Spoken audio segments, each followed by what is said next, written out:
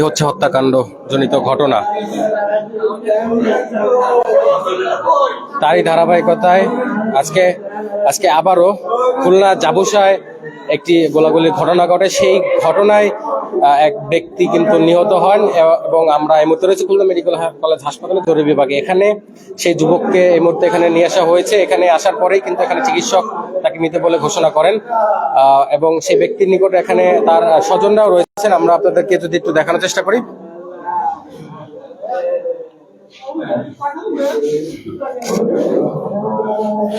তার স্বজনেরা কান্নায় ভেঙে পড়েছে।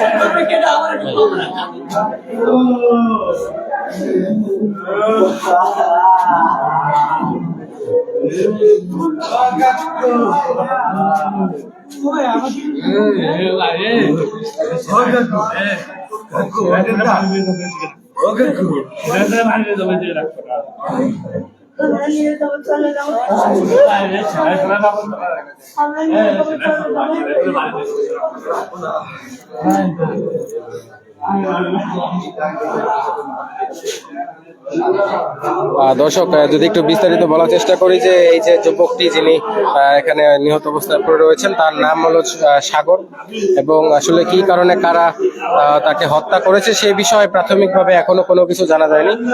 তবে এই ঘটনাটি ঘটে আজ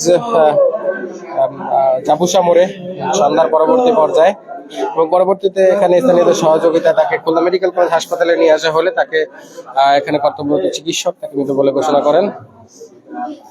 এই মুহূর্তে তার শরীরে কতটি গুলি করেছে এবং কিভাবে হত্যা করেছে এই বিষয়ে এখনো প্রাথমিকভাবে আসলে বলা যাচ্ছে না, তবে আপনাদেরকে জানানো হবে।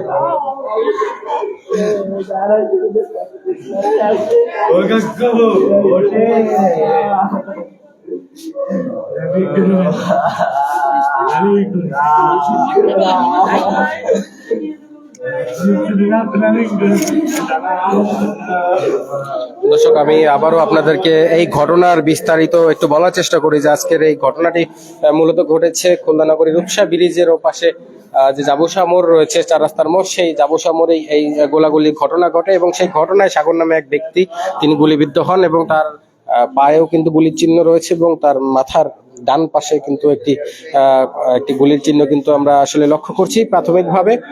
তবে মোট কতটি গুলি তাকে করা হয়েছে সে বিষয়ে বিস্তারিত জানা যায়নি এখন পর্যন্ত এবং কি কারণে কারা এই ঘটনা ঘটেছে সে বিষয়েও কিন্তু কোনো বিস্তারিত এখন পর্যন্ত জানা যায়নি এবং আপনারা দেখতে পাচ্ছেন এখানে তার স্বজনেরা পুরো কান্নায় ভেঙে পড়েছে এবং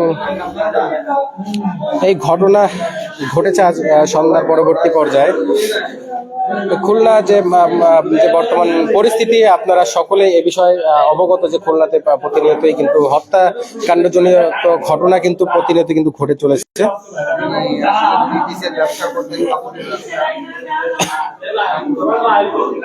এবং প্রাথমিকভাবে যেটি জানা গেছে, ইনি মূলত একজন ব্যবসায়ী।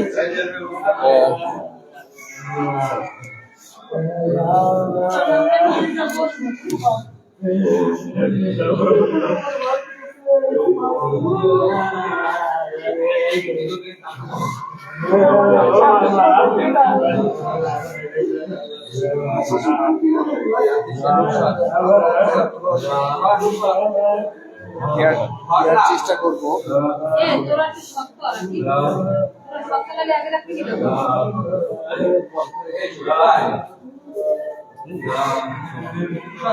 আসলে সাধারণ মানুষ যেটা বলছে যে এই যে হত্যাকাণ্ডের সাথে যারা জড়িত আপনারা দেখতে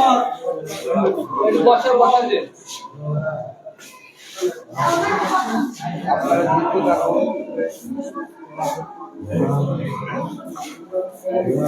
আর কোনো সাগর শহরে এভাবে ঝরে না যায়।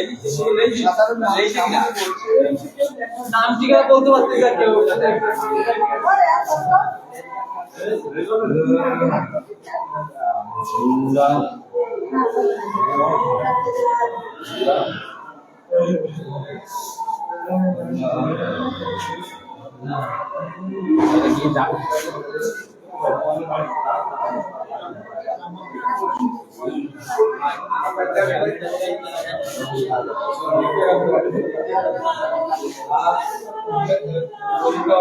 দর্শক, আসলে যে বিষয়টি আপনাদেরকে যদি বলার চেষ্টা করি, যে এখানে আমরা তার স্বজনদের সাথে আসলে এখন যে এই যে পরিস্থিতি, তারা প্রায় কান্নায় প্রায় পাগল প্রায় অবস্থায় রয়েছে, এবং সেই একটি মুহূর্তে আসলে তাদের সাথে কথা বলার কোনো পরিস্থিতি এই মুহূর্তে এখানে নেই, যার কারণে আসলে আমরা তাদের সাথে কথা বলে বিস্তারিত জানতে পারছি না। তবে অবশ্যই এই বিষয়ে তদন্ত পরবর্তী পর্যায়ে আপনাদেরকে এই পুরো ঘটনার মূল রহস্য সেটি জানিয়ে দেওয়া হবে। আপনারা অবশ্যই ফলো দিয়ে সাথে থাকবেন, এবং যারা যেখান থেকে লাইভটি দেখছেন অবশ্যই আপনারা শেয়ার দিবেন, শেয়ার করে সবাইকে দেখার সুযোগ করে দিবেন।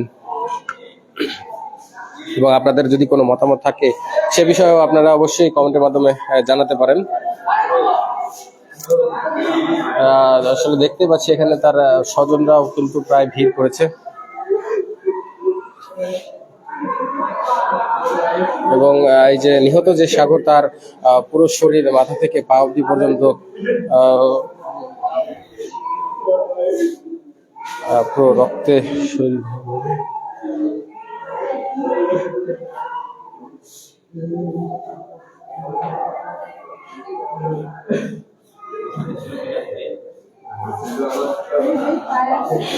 দর্শক, আমরা যে বিষয়টি আসলে এখানে লক্ষ্য করছি যে তার দু পায়ের দুই হাঁটুতে ঠিক একই পর্যায়ে দুই হাঁটুতে দুটি গুলির চিহ্নও কিন্তু এখানে রয়েছে, এবং তার মাথার ডান পাশে যেখানে আসলে যে ব্যান্ডেজ দেওয়া রয়েছে সেখানেও একটি কানের ডান পাশেও কিন্তু একটি গুলি লেগেছে।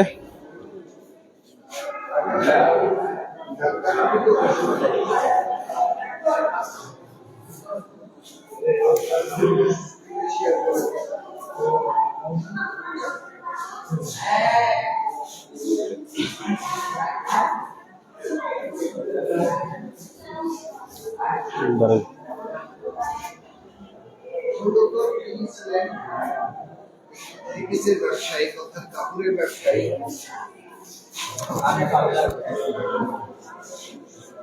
অশান্ত নগরী খুলনাতে প্রতিনিয়তই কিন্তু আমরা দেখতে পাই সন্ধ্যা নামলেই একটি কালো অন্ধকার রাত। সেই রাতে কিন্তু আমরা দেখি যে হত্যাকাণ্ডজনিত ঘটনা প্রতিনিয়তই কিন্তু ঘটে চলেছে। আসলে কবে খুলনার মানুষ স্বস্তিতে বসবাস করবে, এবং এই যে আতঙ্ক নগরী খুলনা যে পরিণত হয়েছে সেইটিও কবে শান্ত হবে, এ বিষয়ে সাধারণ জনগণ এখন বেশ